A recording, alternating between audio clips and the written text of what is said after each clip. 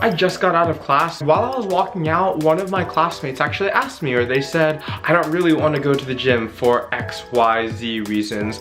And it kind of brought up the point that I forgot there was a time when I didn't love the gym. There was a time when I was just a wee little youngin', because obviously I'm so old being 18 now, obviously. There's a time when I worried that I didn't fit in, and there's a time where I just didn't want to go to the gym just because I felt like completely out of place. And those were all reasons that stopped me from going to the gym. And I figured I'd make a video about it. So I present to you reasons you don't go to the gym, sad face. The first point is that you have no time. This is probably the most common excuse I hear from everyone who says they want to work out but they really don't have time. The first response to this is that time is basically just currency. The way that you spend money on the thing that you want to buy most is the same with time. You're just going to spend the most amount of time on whatever it is you want to spend the most of time on. Therefore, what you really have to get through in your mind is that you have to think of working out as a priority. And if that's truly a priority, you truly want to get healthier, become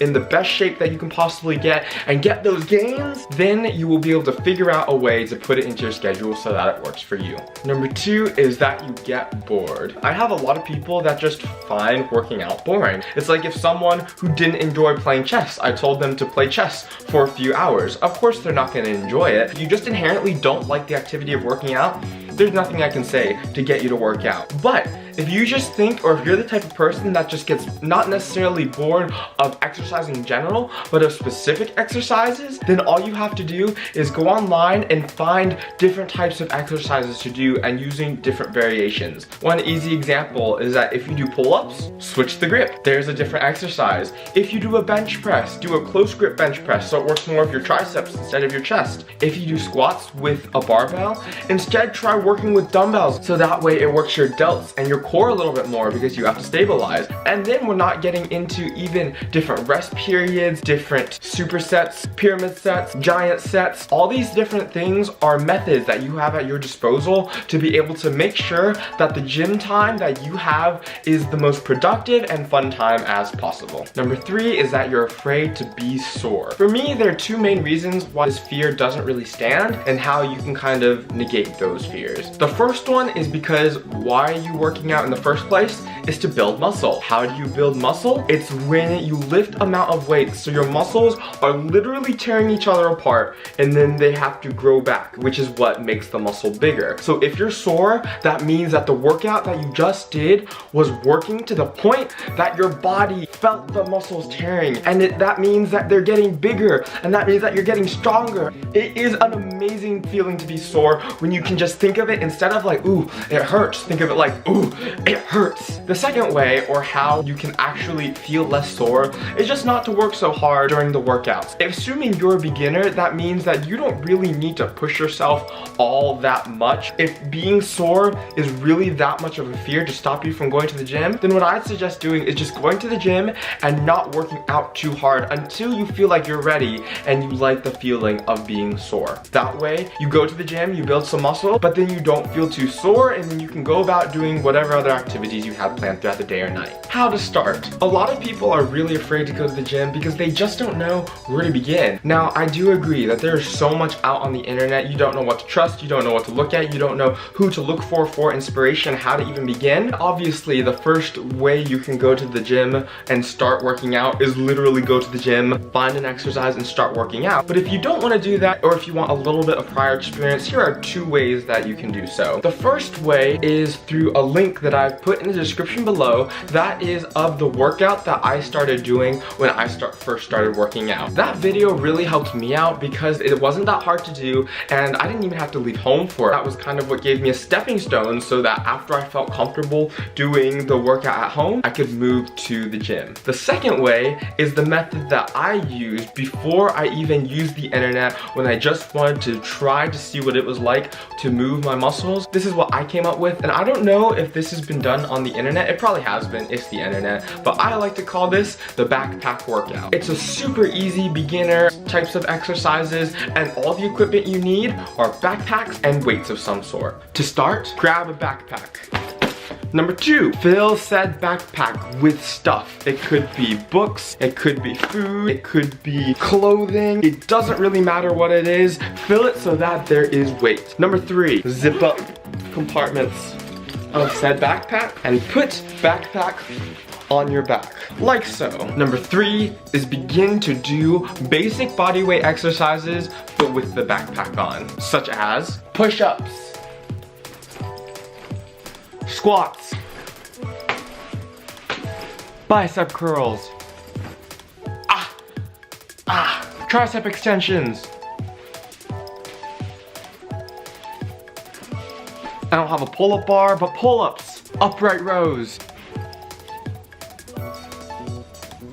If you want to try that backpack workout at home, what I suggest doing is doing each one of those exercises 4 sets, 8 to 12 reps in each set. You do that, you'll probably get a good little sweat on. It won't be too difficult, and you'll kind of have a feel of what it's like to do a workout, but with resistance on it as well. And I did that for around 6 or 7 months. It gave me enough confidence to be able to go into the gym and kill it for myself. And those are 2 very basic, but I found to be super effective ways to get my mind into that bodybuilder, workout, athletic type mindset. Number 5 is judgment. This is kind of less of a gym fear, more of it's just a fear in general.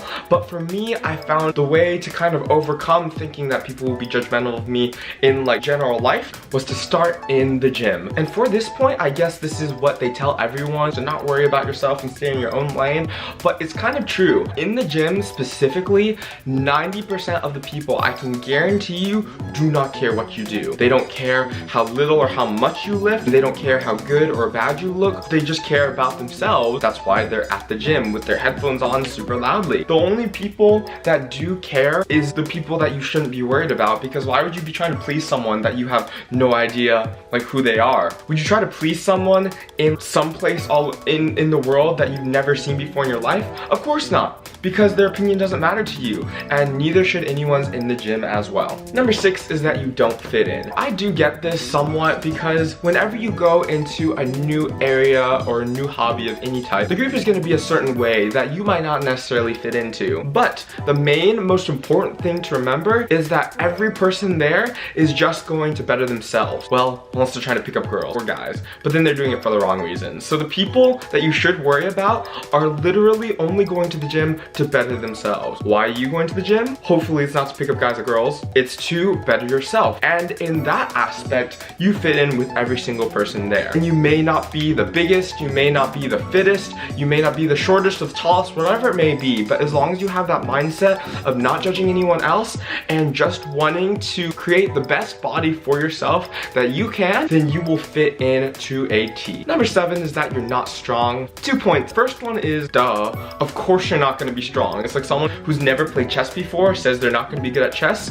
Yeah, that's pretty true, because you've never done it before, so you aren't used to any of the movements. You've never used your muscles in that specific way, so you're not going to be that strong. Number 2 is that strength is subjective. My lifts probably aren't that strong for someone who's been lifting for 5, 6, 7 years. So there you see that there's a disconnect there. I'll be considered a lot stronger than someone who has only been lifting for the first few months and they're like a really skinny kid or something like that. Don't worry about your strength being an issue, because remember, there's always going to be someone who's weaker than you and always going to be someone who's stronger than you. So then why try to compare like that you're not stronger than this amount of people when you're stronger than these people? Why worry about those people and not being strong enough? And the only way to get stronger is to go into the gym, take your beatings, and to get stronger so that you can be the best that you can be. Number 8 is that you won't stick with it. Of the people that I know that have had this fear, the logic kind of goes like this. I don't want to start going to the gym because I feel like I won't be able to stick with the program